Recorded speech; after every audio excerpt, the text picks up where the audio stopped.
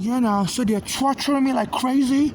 It's a war crime to displace somebody and make them be moving around like a refugee. I'm an internal displaced person. They're NYPD under this mayor, Bloomberg, a Jewish American mayor, were taken home from the minorities, and the court told him to stop it, and he wouldn't stop it. And Eric Garner was trying to help me with the court papers to get the NYPD to return my home, and the police went and took him there. So for over a decade now, I've been pushing all my stuff on the street. And they ambushed me on the train, so I'm not welcome on the train with my stuff. I'm like, I need to carry my belongings with me. I have clothes, I have underwear. They said, no, just a little tiny bag is all we're gonna accept for you on the train. I can't survive. There was a lady that was killed here in America. She was from Europe and she was homeless, and she used to stay in the train station for warmth. And they threw her out. They threw her out in the cold in 1992. It was freezing. She barely had extra clothing to keep herself warm, and she froze to death on the street. You know, so I had to be throwing away all of my important stuff, and I have anemia. It's very tiring going through all my stuff, throwing away important stuff, throwing away important stuff. And they say I have to reduce everything to a little tiny piece of bag that I wouldn't have underwear, I wouldn't have socks. And they're using their police to intimidate me. I applied for public housing, even though I have a green card. They refuse to. They're supposed to send me the mail, the notice in the mail, to let me know when I can come for the interview. I'm moving. This mayor, under his mayorship, the they have a free mail service called Gold Locker, a free mailbox. That mailbox, they steal all my mail. And this Trump, and I said I was going to have him federally investigated. Then Trump, his mentor, this is the mentor for this mayor, said he's now in charge of the mail service. They should put the mail service under his watch.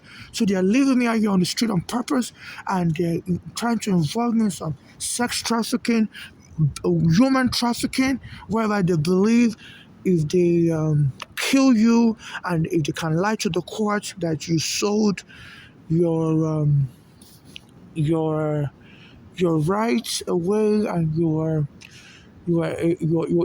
a surrogate, they can change the law and steal all your any money you're going your estate should have gotten from killing. Like I say, if I'm killed, or if I died in this matter, my any money that would accrue to my state, because they use the police to try to assassinate me.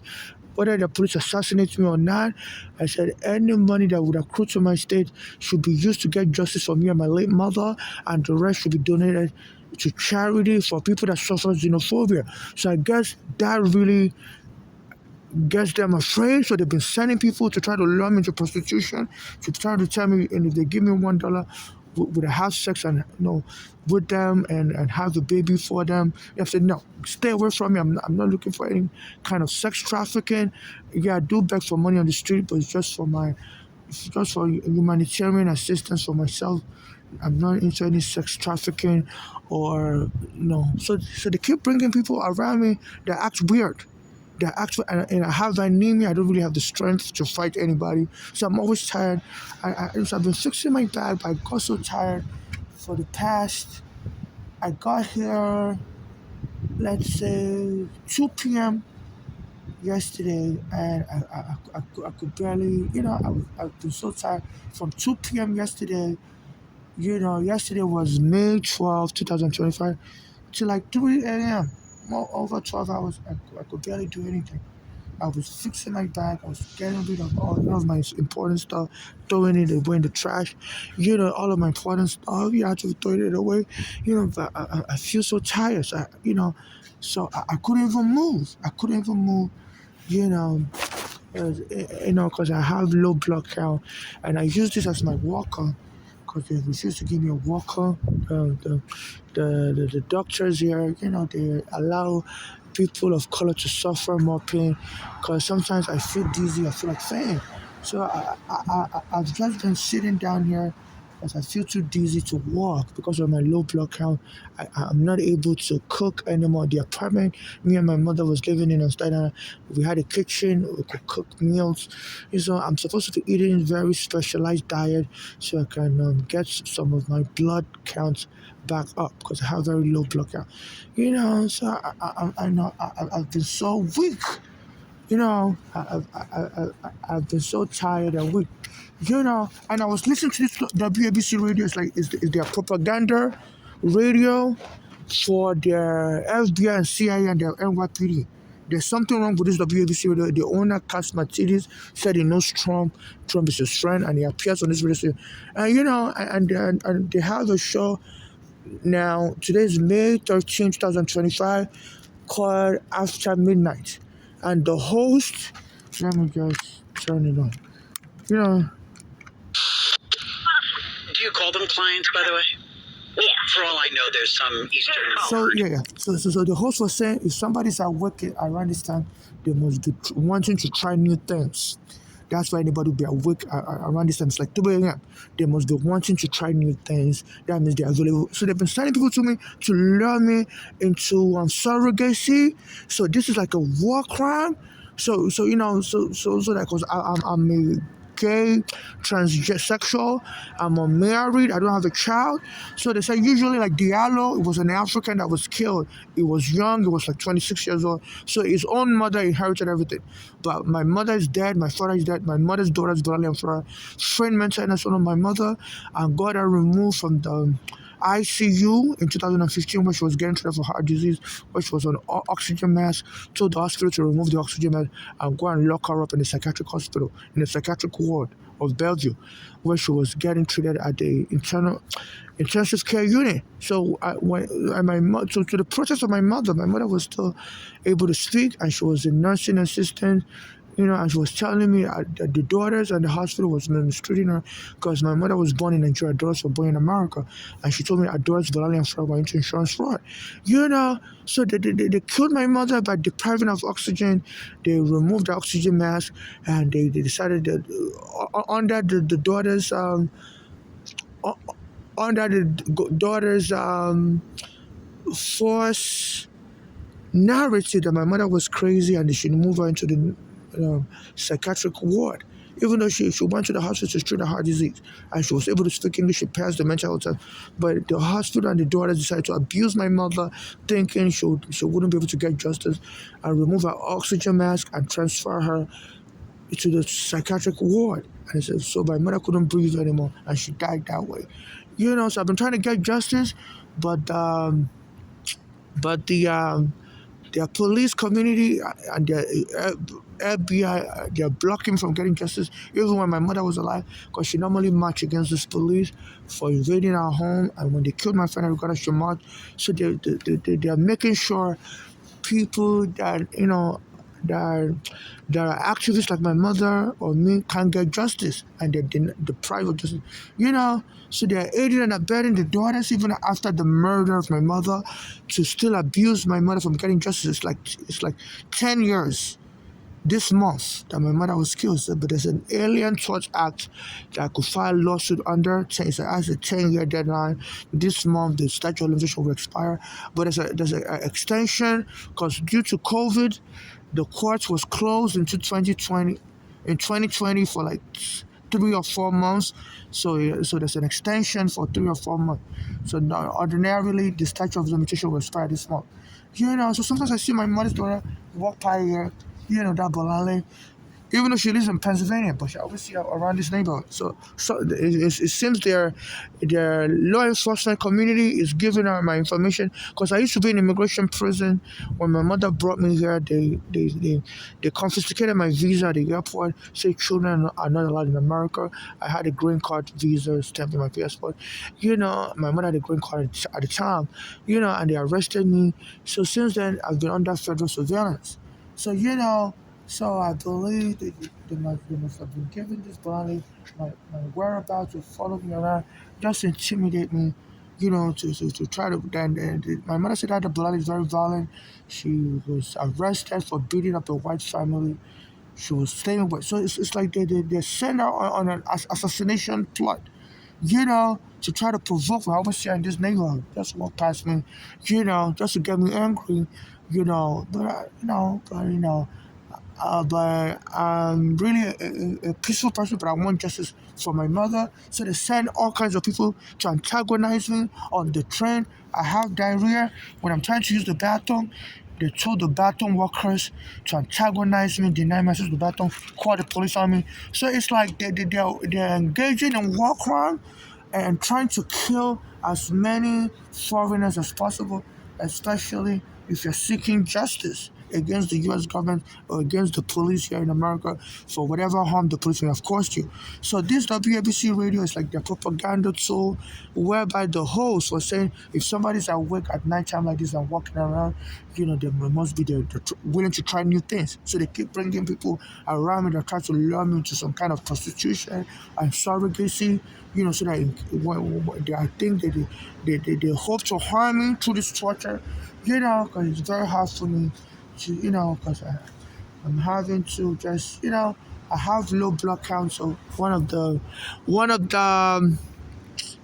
of the symptoms is just weakness, tiredness, and so you can actually die of that weakness and tiredness. So you have to devote a lot of time to resting.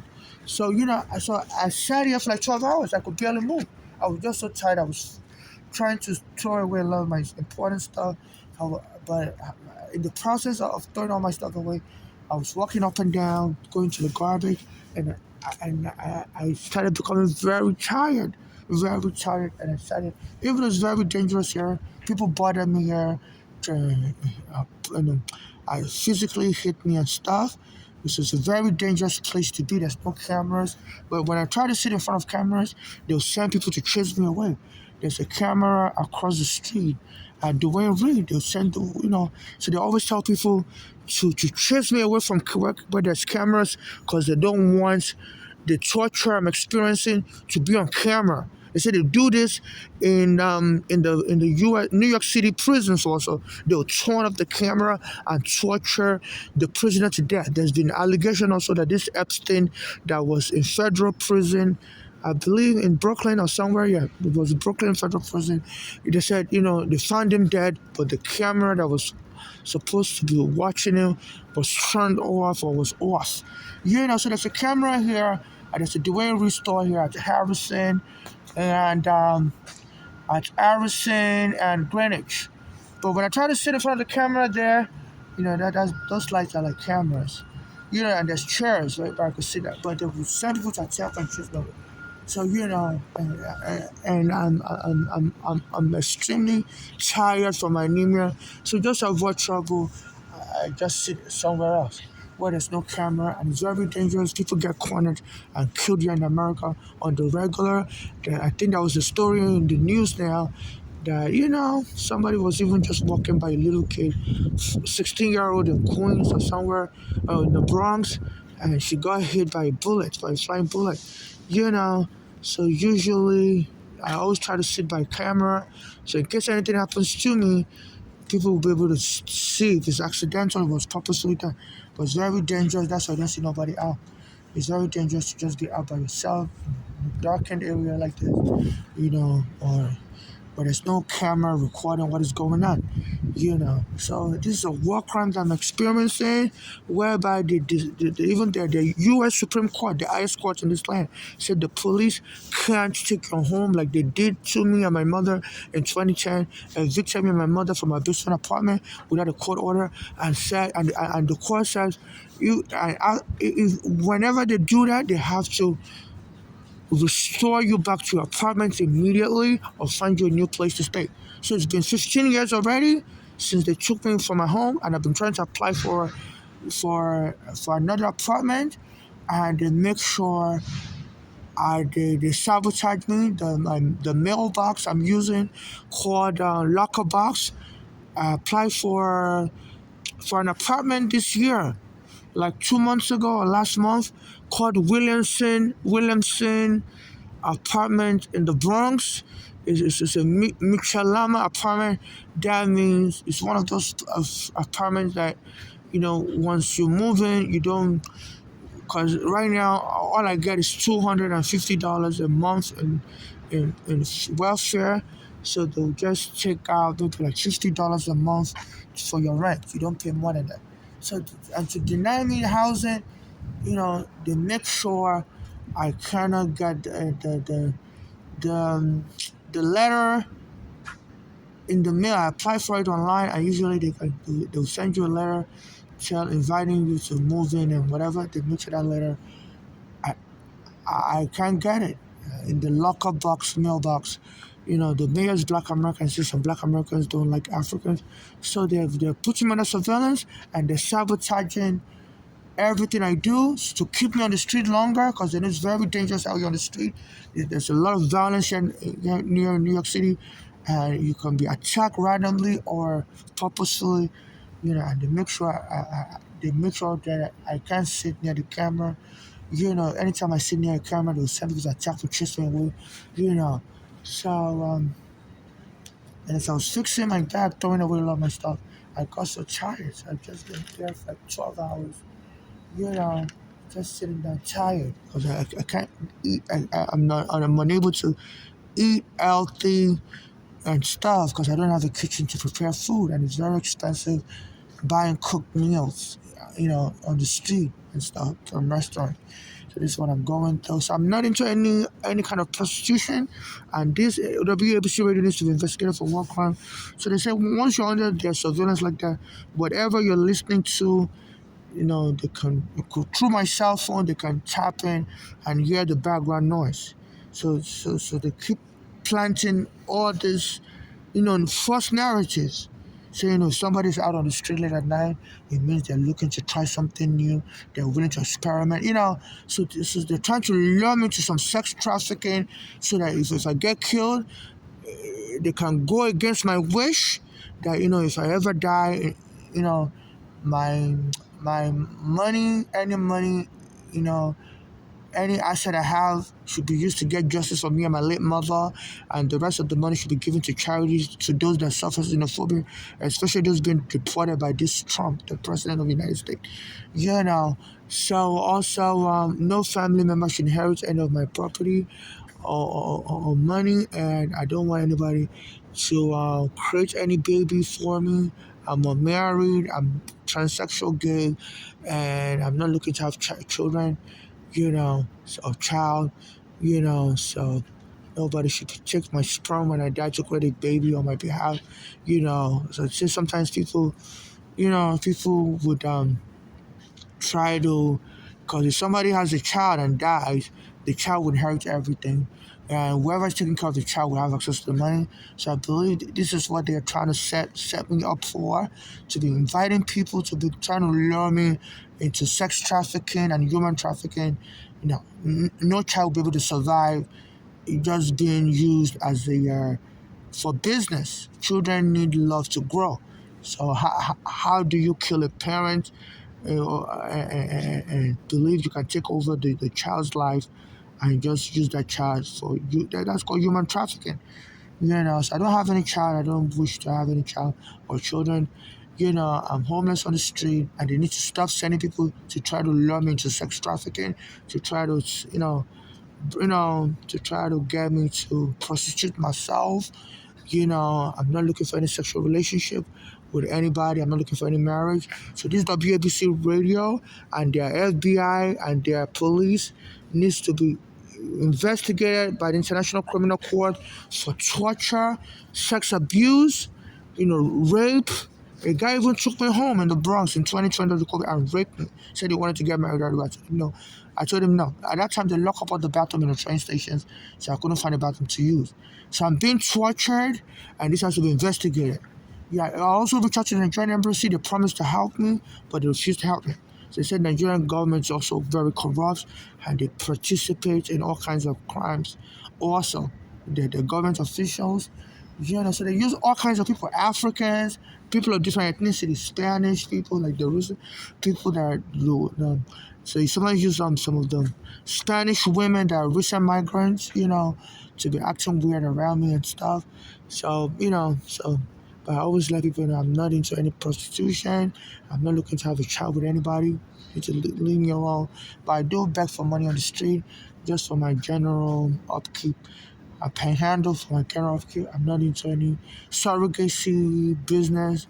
I don't want anybody to try to lure me to any surrogacy or I just need to, I want them to respect my rights as a human being and to stop the use of torture and abuse. And this is not BBC Radio and the local police here, NYPD and the FBI and the CIA is to be investigated for war crime.